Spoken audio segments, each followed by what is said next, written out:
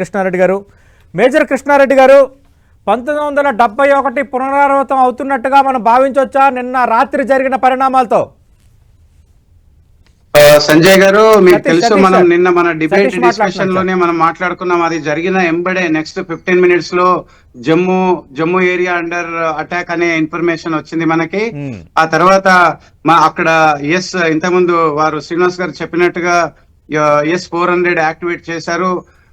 నిన్న రోజంతా కూడా అంటే కంప్లీట్ గా నైట్ 8:30 నుండి ఇప్పటి మార్నింగ్ వరకు ఒక 50 డ్రోన్స్ ని న్యూట్రలైజ్ చేయడం జరిగింది, డిస్ట్రాయ్ చేయడం జరిగింది. మన ఏదైతే anti weaponry, anti tank, anti missile system ఉందో అది డిస్ట్రాయ్ చేయడం జరిగింది. S-400 ఉన్నాయి. అట్లాగే ఇజ్రాయెల్ కి సంబంధించినటువంటి మిజైల్స్ కూడా మనకి యాంటీ మిజైల్స్ పెట్టడం జరిగింది. సో అన్ని కూడా మనము నిన్న యూజ్ చేసినటువంటి పరిస్థితి. సో ముఖ్యంగా కంప్లీట్ గా జైసల్మేర్, పోఖ్రాన్, బాడ్మేర్, తర్వాత అట్లాగే వస్తూ గుజరాత్ కచ్ ఏరియా, తర్వాత పంజాబ్ లో జలంధర్, అమృత్సర్, ఫిరోజ్పూర్, ఇవన్నీ కూడా అంటే ఆల్మోస్ట్ ఆల్ గుర్దాస్పూర్, ఇవన్నింటిని కూడా టార్గెట్ చేయటం జరిగింది డ్రోన్స్ తో. అండ్ ఎక్కువగా స్పెషల్లీ జమ్మూ మిలిటరీ ఏరియా, మనందరికి తెలుసు నార్థన్ హెడ్ క్వార్టర్ ఉంటుంది ఉదంపూర్ లో, బ్రిగేడ్ హెడ్ క్వార్టర్స్ ఉంటాయి. అట్లాగే జమ్మూలో ఎయిర్పోర్ట్ పైన అటాక్ చేయటం జరిగింది.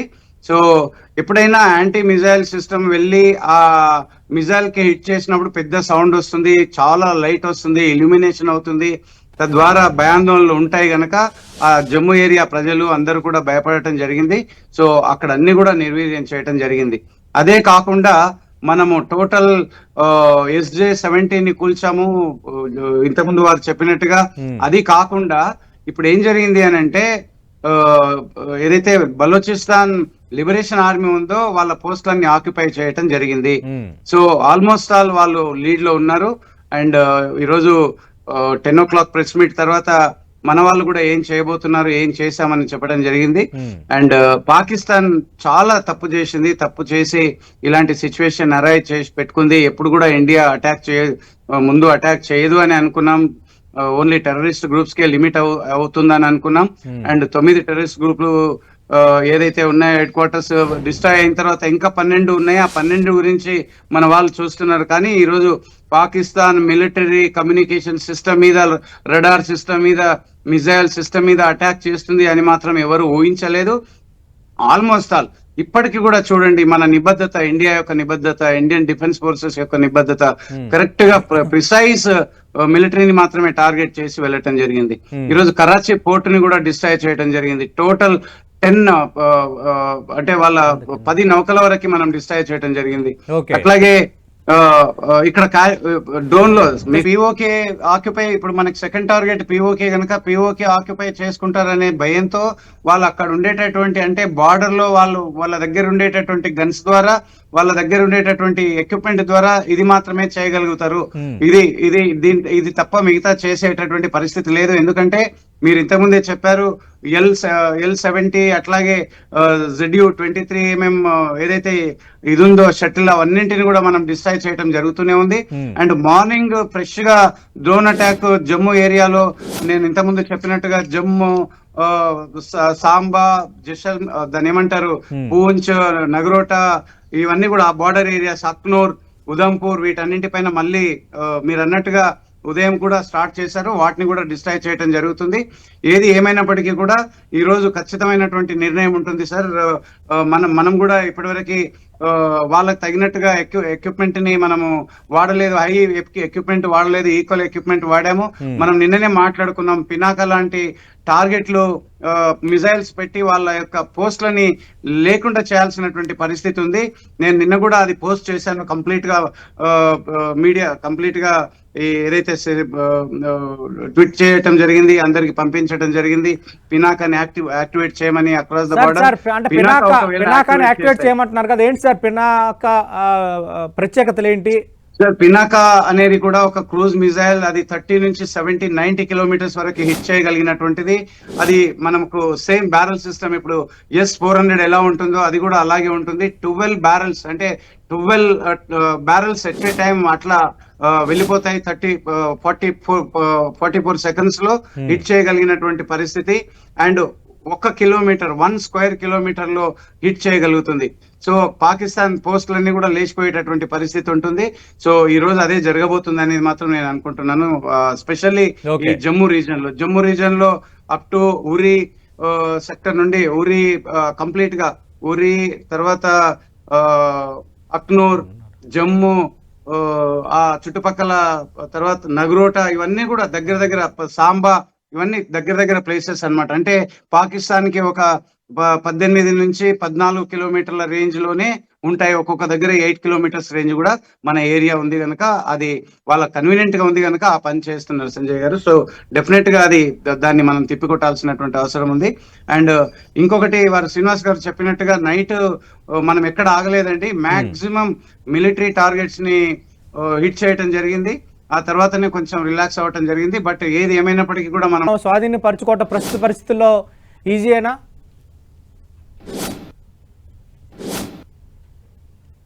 కృష్ణారెడ్డి గారు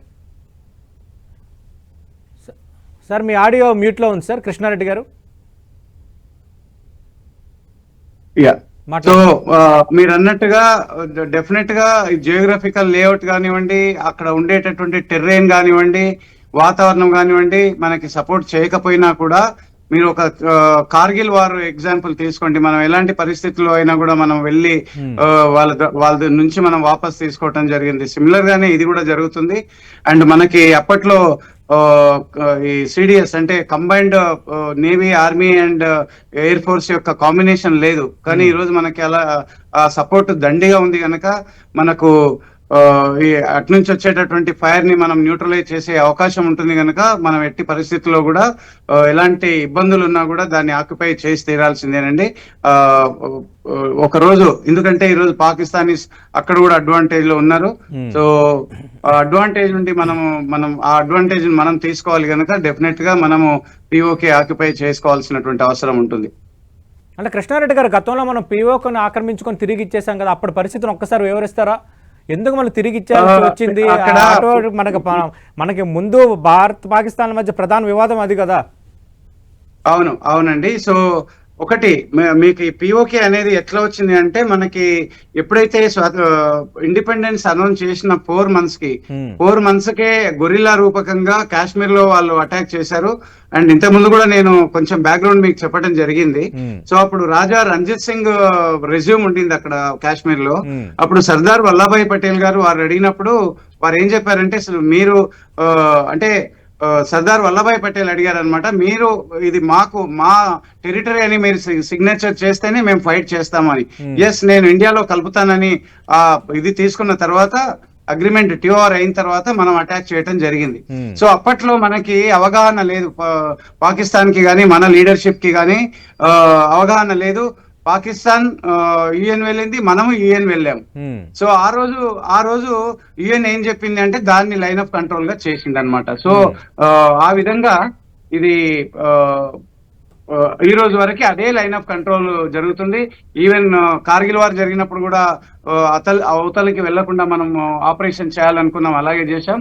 అండ్ 71 వార్ లో మనము ఎంత ముందుకు వెళ్ళినా కూడా సిమ్లా అగ్రిమెంట్ ద్వారా వెనక్కి రావాల్సి వచ్చింది. కానీ ఇప్పుడు సిమ్లా అగ్రిమెంట్ ని పాకిస్తాన్ తుంగలో తొక్కింది కనుక డెఫినెట్ గా మనము దాన్ని అంటే ఇది ఒక మంచి అవకాశం. ఇప్పుడు నో మోర్ సిమ్లా అగ్రిమెంట్ వాళ్ళ ప్రకారంగా. సో అందుకని మనకి ఇది ఒక మంచి అవకాశంగానే భావించాలి. అండ్ ఒకటి ఏంటి అని అంటే, లోకల్ ప్రజలు ఎవరైతే ఉన్నారో లోకల్ వాళ్ళంతా కూడా లైవ్లీవుడ్ ఇంపార్టెంట్ కనుక మనం వాళ్ళకి ఆశ్వాసన అంటే నమ్మకం కల్పించాలి. మేము మీ ఇన్ఫ్రాస్ట్రక్చర్ డెవలప్ చేస్తాము, మీ యొక్క లైవ్లీవుడ్ పెంచుతాము, మీ ఇక్కడ ఇండస్ట్రీస్ తీసుకొస్తాము, ఇవన్నీ కూడా వాళ్ళని తీసుకొచ్చి మోటివేట్ చేయాల్సినటువంటి అవసరం ఉంది లోకల్ ని. ఇంకా అదొకటి, లోకల్ ఇప్పుడు కాశ్మీర్ లో ఇంత ప్రాబ్లం ఉందనంటే లోకల్ సపోర్ట్ వాళ్ళకు ఉంది కనుకనే ఇలాంటి ప్రాబ్లమ్స్ ఉన్నాయి. రైట్ సంజయ్ గారు. శ్రీనివాస్ గారు అంటే ఇప్పుడు సిమ్లా ఒప్పందం అటువంటి పరిస్థితి ఉండకూడదు. ఆ విధంగా మనం పాకిస్తాన్ ని అటాక్ చేయాల్సి ఉంటుంది. సో నిన్న ఏదైతే ఉందో ఫుల్ టైం వార్ కాకపోయినప్పటికీ కూడా వారు చెప్పినట్టుగా సెలెక్టివ్ టార్గెట్స్ ని మనం హిట్ చేయటం జరిగింది. ఈ రోజు చూసినట్టయితే ఈ రోజు మన వాళ్ళు ఇంకా ప్రిపేర్ అవుతారు. వాళ్ళు అదే ఇప్పుడు కూడా మనం లైవ్ లో చూస్తున్నాం. Northern side live shelling, artillery shelling continuous గా జరుగుతూనే ఉంది పాకిస్తాన్ తరఫు నుంచి. అండ్ ఇక్కడ ముఖ్యంగా మన ఆర్టిలరీని కొంచెం మనం అప్గ్రేడ్ చేయాల్సినటువంటి అవసరం ఉంది. పినాక లాంటివి పెట్టాల్సినటువంటి అవసరం ఉంది. అది బహుశా ఈ రోజు జరుగుతుంది అని నేను అనుకుంటున్నాను. ఎందుకు అనంటే వాళ్ళు ఆల్రెడీ బలోచిస్తాను అటు నుంచి తాలిబాన్స్ ప్రెషర్ తో ఇక్కడ శాండ్విచ్ అవ్వబోతుంది పాకిస్తాన్. ఆ శాండ్విచ్ లో భాగంగానే ఇలాంటివన్నీ జరుగుతున్నాయి. అండ్ ఇంకొకటి మీకు తెలుసో తెలియదో, ఆసిఫ్ మునీర్ ని నైట్ లోనే తప్పించటం జరిగింది. వారిని పోలీస్ అడ్మినిస్ట్రేషన్ ద్వారా వాళ్ళని తప్పించి వేరే వాళ్ళని అనౌన్స్ కూడా చేయటం జరిగింది. సో ఎందుకంటే వారికి అర్థమైంది ఆసిఫ్ మునీర్ మన టార్గెట్. అట్లాగే నైట్ ఇస్లామాబాద్ ని హిట్ చేసినప్పుడు అక్కడ జరిగినటువంటి బ్లాస్ట్ ఏదైతే ఉందో ప్రైమ్ మినిస్టర్ ఇంటికి దగ్గరగా పడటంతో ప్రైమ్ మినిస్టర్ ని కూడా హైడ్ అవుట్ చేయడం జరిగింది నైట్ కంప్లీట్ గా. సో ఇలాంటి పరిస్థితులు. అండ్ మీకు తెలుసు morning J D Vance vice president of America కూడా 3:30కి మనకి అంటే ఇండియా అంబాసీతో మాట్లాడటం, అంటే డిగ్నిటరీస్ తో మాట్లాడటం, ఇది ట్వీట్ చేయటం కూడా జరిగింది. ఇది చాలా వెరీ ఇంపార్టెంట్. నేనైతే యుద్ధాన్ని ఆపుతాను లేదా యుద్ధాన్ని చెయ్యొద్దు అని అనలేను, కానీ ఇది పరిస్థితి మంచిది కాదు, మీరు కొంచెం సమయం పాటించాలి అని చెప్పడం జరిగింది జేడి వ్యాన్స్. పాకిస్తాన్ కదా, ఇక్కడ సమయం పాటించాల్సింది పాకిస్తాను. ఉగ్రవాదుల్ని పెంచి పోషిస్తోంది పాకిస్తాను. మనం ఉగ్ర స్థావరాలపై దాడి చేసిన ఉగ్రవాదుల అంత్యక్రియలకు అధికార లాంఛనాలతో అంత్యక్రియలు జరిపిన నీచ బుద్ధి పాకిస్తాన్ది. కవింపు చర్యలకు పాల్పడుతున్న నీచ బుద్ధి పాకిస్తాన్ది.